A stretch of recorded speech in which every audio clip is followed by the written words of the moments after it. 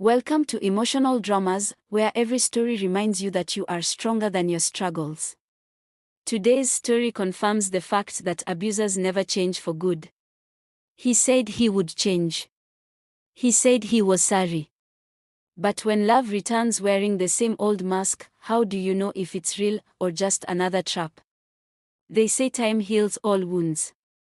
But no one talks about the scars that ache when old hands come knocking, claiming they've changed. It had been 3 years since Shola left Teo.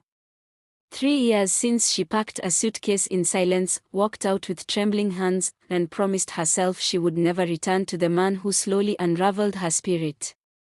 But when the letter came, a handwritten note delivered to her door with no return address, her resolve began to bend.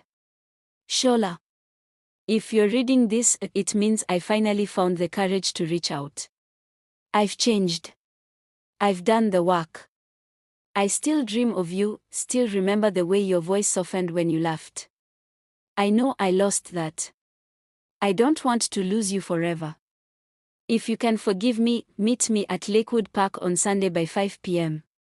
From Teo. Your love. Shola read the letter 3 times. Then she burnt it. But Sunday came, and so did she. Teo was waiting by the old gazebo, the same place he once promised her forever. He looked different. Older. Gentler. The anger that used to flash in his eyes was replaced by something quieter, maybe regret. Maybe something else. They talked. About the past. About therapy. About faith. About how lonely he'd been. He didn't beg. He didn't push. He just asked for another chance. Against every warning in her soul, she gave him one. At first, it was beautiful. Teo was attentive, patient, soft-spoken.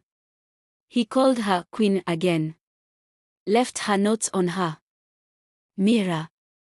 Sent voice messages praying over her day. Her friends were skeptical. Her sister rolled her eyes. People don't change that easily, they said. But Shola wanted to believe. Because if Teo could change, maybe the past didn't have to be a wound. Maybe it could be a story of redemption. It started subtly and gradually. A disapproving glance when she wore red lipstick. A pause when she mentioned dinner with her male coworker. A sigh when she spent too long on the phone with her best friend. Then came the guilt trips. I just don't feel secure when you prioritize others over us. And the silent treatments. And the questions wrapped in smiles. She dismissed them. He's still growing. Healing is messy, she told herself.